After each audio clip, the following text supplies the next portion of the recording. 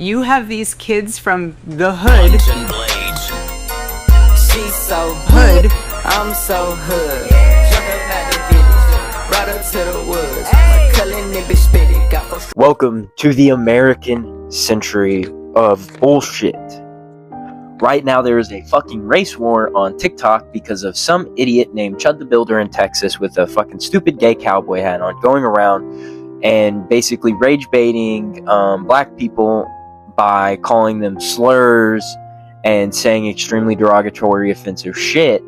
And then when they react in any sort of physical way, or in any way at all that he deems aggressive or threat, he threatens them with a firearm or pepper sprays them. He's an absolute fucking loser, Chud. And every time I open the comments, there's a reference to, like, there's a meme supporting the officer, I think her name is Ashley Gonzalez in Texas, in Houston, that shot and killed that black person, and had a bunch of videos of her saying the hard R N-word and shit.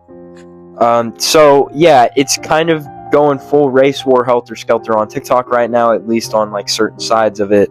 I'm not fucking with this shit at all, obviously. I think Chud Logic is a fucking loser piece of shit, and to be honest, he's looking perky right now. I give it a month to 2 months before he's really seriously harmed or shot. I know he just went to jail and he was already out on bond, got arrested again, so he's probably back out on bond again, I imagine, but his bond was higher.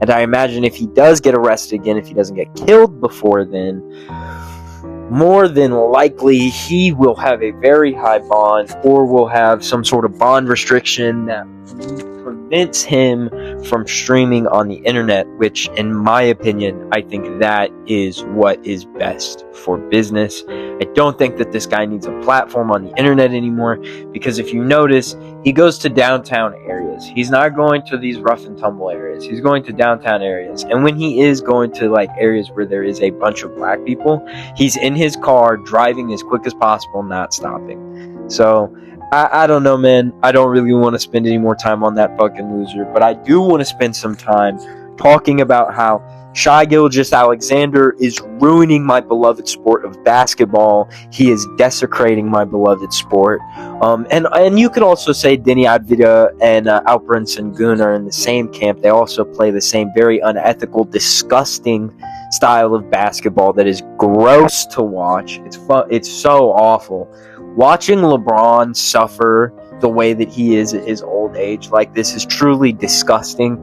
This is kind of remnant to the preferential foul calling that was occurring during the Western Conference Finals between the Sacramento Kings and the Los Angeles Lakers. I think it was like in the early 2000s. That's one of the quickest things I can think of like a comparison. I mean, it's just fucking disgusting.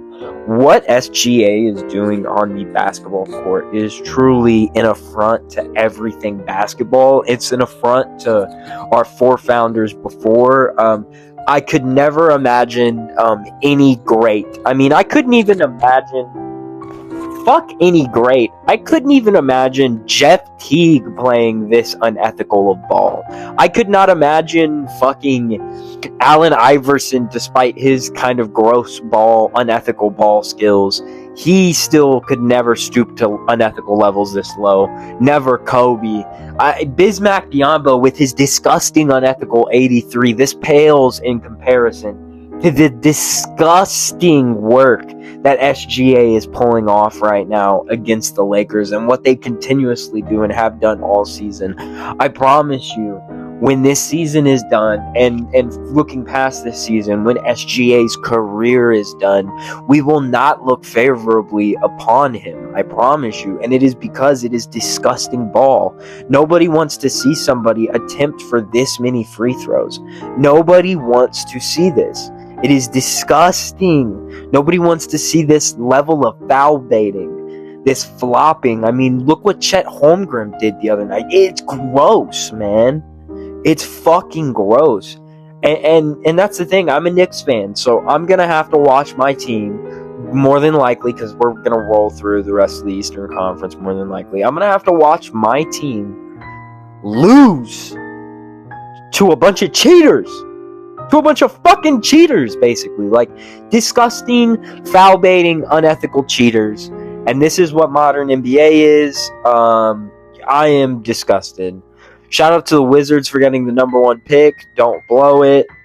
Shout out to the Knicks. We got an okay pick. Please don't pick somebody bullshit at 24. What else could I hit? Basketball related. LeBron, despite all, is playing legendary ball at 41 years old. Michael Jordan could fucking never. Yeah, that's about all I've got on basketball. And, kind of like how SGA is ruining basketball and Denny Advida is a war criminal, our government is ruining this country because we're in the American century of bullshit.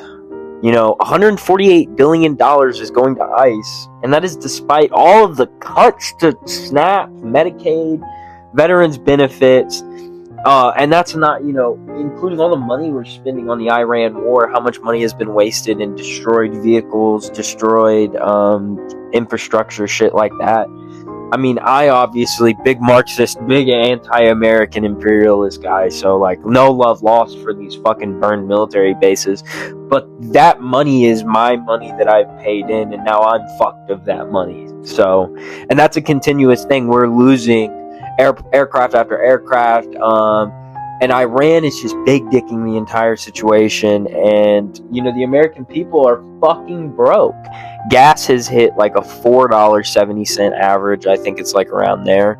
Or maybe, I think last it was $4.48. National average. That's fucking insane. This is one of the highest it's been. I think the last time I remember gas really being this high was during the 2008 financial crisis. And I was a fucking little kid at that time, but I remember how much my parents were paying and even a little bit afterwards, And I remember it just being absolutely fucking brutal, but ultimately these are what the great American warlords, the great American imperialists, the Satanists, the demagogues, the filthy bastards that run this country, this is what they've decided for us, and that is okay, and we have to accept it, and we can't fight against it, and we're cucked. And liberals will tell you that you can't get too angry and you can't use certain words. And then conservatives will get angry when you make fun of Charlie Kirk, despite every time an innocent black person's gotten killed by the police, they make a fucking challenge out of it. Like Trayvon Martin putting Skittles in Arizona with a fucking hoodie on. Or George Floyd, the George Floyd challenge. I mean, it never ends with these fucking chuds and how they just consistently want to embarrass not only the few white people that are actually trying to fight the good fight and do something worth a fucking damn in this country and fight for equal rights and make sure that black people have an actual equal footing in this country, but instead they'd rather bullshit off, fucking do stupid shit, make the few of us look like idiots, and be fucking racist and exploit and rape and pillage. But that's consistent of the racist white man, especially when it is of a certain class. I mean, look at the Epstein class. It's no different. A bunch of rich white people that are all rapists and pedophiles.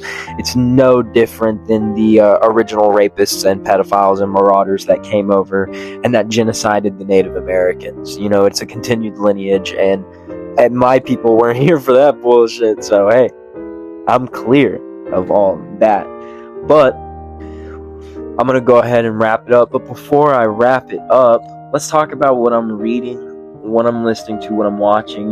Maybe I can tell you guys a little bit of what I'm doing, and you guys would want to pick it up yourself. So I recently bought Huey P. Newton's Revolutionary Suicide, and I'm reading through that. I also, even though I have read it before, I decided to get a paperback copy of it. I got Michael Parenti's Black Shirts and Reds, the Rational Fascism and the Overthrow of Communism. This is basically Parenti's breakdown of all the Red Scare American myths towards communism and how rational fascism has rendered service to capitalism and how the corporate power undermines democracy and how revolutions are mass empowerment against exploitative privilege. I love Parenti, but I've read it before, so I'm really, really excited to really start to dive into the Revolutionary Suicide by Huey P. Newton. What I'm listening to, even though he is a scumbag piece of shit, I did listen to the new Chris Brown album. It's about a 7 out of 10. It is lengthy as fuck, like most Chris Brown albums. And I mean, it's good musically. You know, he is a piece of shit, but man, he can make a great fucking R&B song. Holy shit.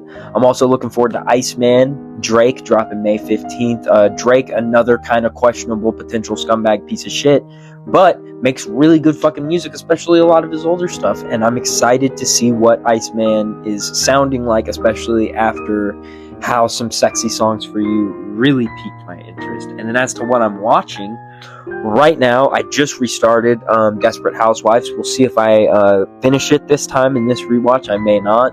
I am I'm constantly rewatching X-Files, watching new episodes every once in a while.